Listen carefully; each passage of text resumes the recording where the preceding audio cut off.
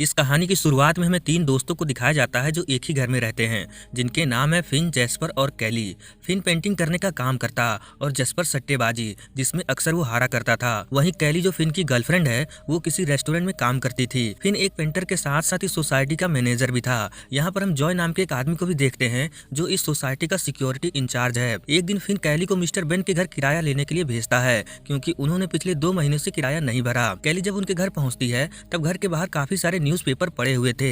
कुछ गड़बड़ तो नहीं, ये देखने के लिए कैली घर के अंदर आती है। घर के अंदर कोई नहीं था, मगर ये यहाँ पर कोई अजीब चीज देखती है, जिसके बाद ये फिन और जैस्पर को भी यहाँ लेकर आती है। ये लोग देखते हैं कि यहाँ पर बहुत सारी फोटो दीवार पर लगी हुई थी, जो इनके ही घर के खिड़की का था। इसका मतलब मिस्टर बेन इन लोगों पर नजर रख रहे थे, मगर क्यों ये हमें आगे पता चलेगा। यहाँ पर एक बहुत बड़ा कैमरा भी लगा हुआ था, जो इनके घर के खिड़की पर फोकस था। उस कैमरे से निकली लास्ट फोटो में इनके घर का कपड़ा टांगने का स्टैंड गिरा हुआ था। इन लोगों को कुछ समझ नहीं आता कि ये सब क्या हो रहा है। अगले दिन गलती से कैली के हाथों वो कपड़ा टांगने का स्टैंड गिर जाता है, जो बिल्कुल उस फोटो से मैच कर रहा था जो इन्हें कल मिस्टर बेन के घर से मिला। ये लोग फिर से मिस्टर बेन के घर आकर छानबीन करने लगते हैं। तब इन्हें पता चलता है कि मिस्टर बेन ने एक ऐसा कैमरा बनाया है जो फ्यूचर की फोटो खींचती है। कैली को मिस्टर बेन की डायरी मिलती है, जिसमें इस मशीन के बारे में सारी जानकारी लिखी हुई थी।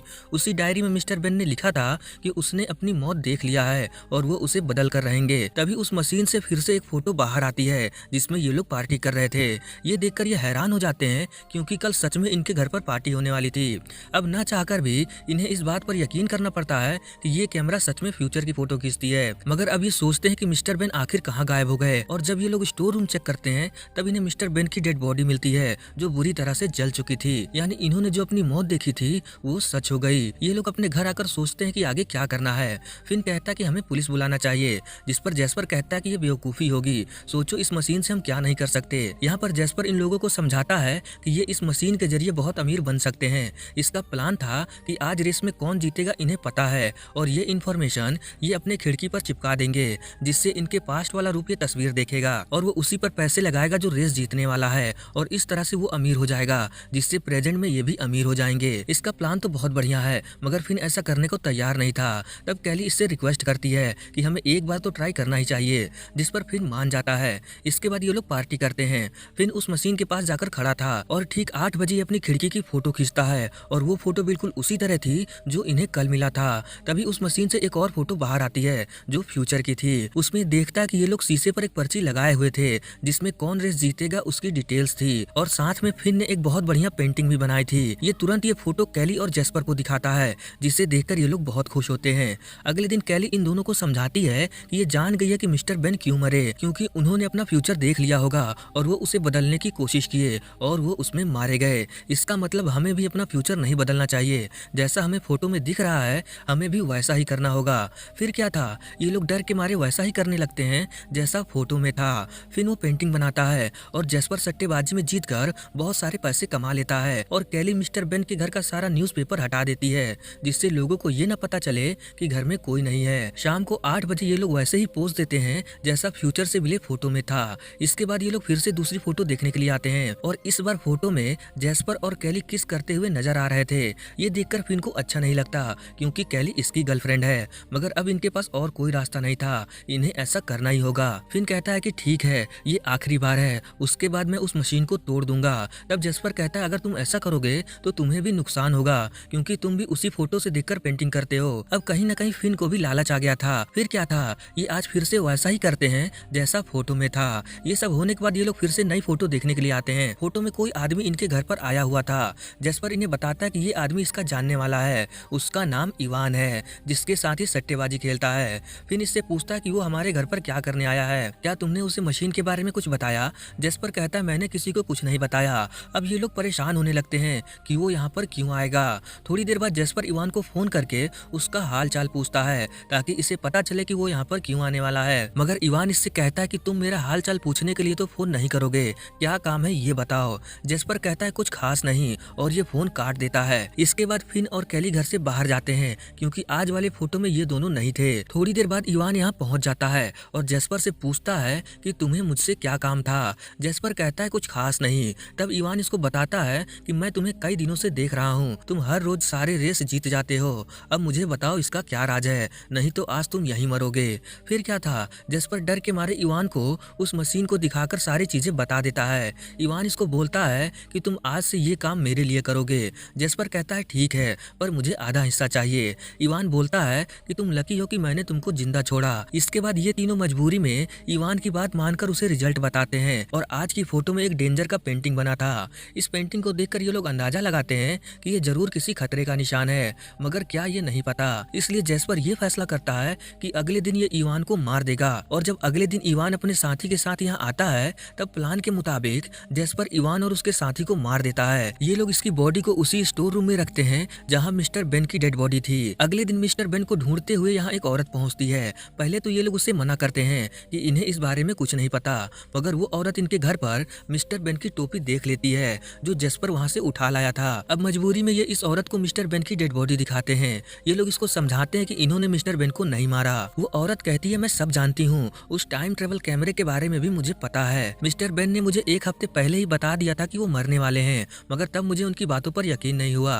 ये इन लोगों को मिस्टर बेन की दी हुई आखिरी फोटो दिखाती है जिसमें शीशे पर खून और पेंटिंग में किसी तरह का कैप्सूल था और साथ में सोफे पर रखी इनकी टोपी। मगर ये कैसे हो सकता था, ये कैमरा तो सिर्फ कल की फोटो खींचता है और अभी तक ऐसा कुछ हुआ ही नहीं जो फोटो में दिख रहा है। मतलब इस कैमरे की सेटिंग करके ये जितना चाहे आगे की तस्वीर देख सकते हैं। ये जानकर जेस्पर इस लेडी को भी गोली मार देता है क्योंकि इसके हिसाब से ये लेडी इनके लिए खतरा बन सकती थी। मगर फिन को ये बात पसंद नहीं आती और ये इस मशीन को तोड़ने के लिए कहता है, जिस पर गुस्से में आकर जेस्पर फिन को यहीं पर रस्सी से बांधकर लॉक कर देता है। मगर फिन यहाँ से किसी तरह आजाद होकर अगली सुबह एक बाल्टी में पानी लेकर उस मशीन के पास आकर जेस्पर को फोन करता है और उसको कैली से बात करवाने के लिए बोलता है। अगर ऐसा नहीं किया तो ये इस मशीन को खराब कर देगा। जेस्पर ना चाहते हुए भी कैली की इससे बात करवाता है।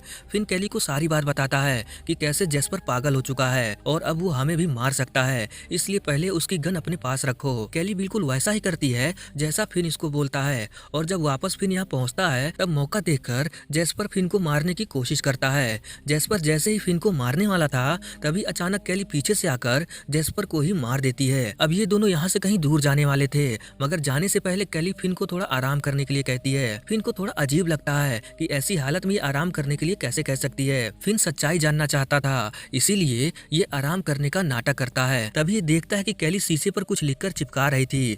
फिन इससे पूछता है कि तुम ये क्या कर रही हो। तब कैली इसको सारी सच्चाई बताती है कि कैसे ये पहले ही दिन से सब कुछ जानती थी कि आगे क्या होने वाला है, क्योंकि वो कैमरा हर रोज सुबह 8 बजे और रात 8 बजे की फोटो खींचता है और मैंने तुम दोनों को सिर्फ रात के 8 बजे वाली फोटो के बारे में बताया है और सुबह की सारी फोटो में पहले ही छिपा देती थी क्योंकि मुझे मेरे फ्यूचर वाली कैली ने ऐसा करने के लिए कहा था और मैं भी वही कर रही हूँ अपने पास्ट वाली कैली के लिए। फिन कहता है तुम तो जेस्पर से भी बड़ी पागल हो, अगर तुम चाहती तो ऐसा कुछ ना होता। इतना कहकर ये कैली से ब्रेकअप कर लेता है और उस मशीन को तोड़ने के लिए जाने लगता है ताकि आगे चलकर और कोई मुसीबत न आए। मगर कैली इसको समझाती है कि ऐसा करने की कोई जरूरत नहीं, मैं अपने पास्ट वाली कैली को आज जो भी हुआ वो उसे करने से मना कर दूंगी जिससे सब कुछ ठीक हो जाएगा। मगर फिन इसकी बात मानने को तैयार नहीं था। तब मजबूरी में कैली फिन को भी गोली मार देती है क्योंकि इसने सोचा था कि ये अपने पास्ट वाले रूप से आज जो भी हुआ वो उसे करने से मना कर देगी जिससे फिन दोबारा जिंदा हो जाएगा। ये दोबारा एक पर्ची शीशे पर चिपकाती है अपने पास्ट वाले रूप के लिए।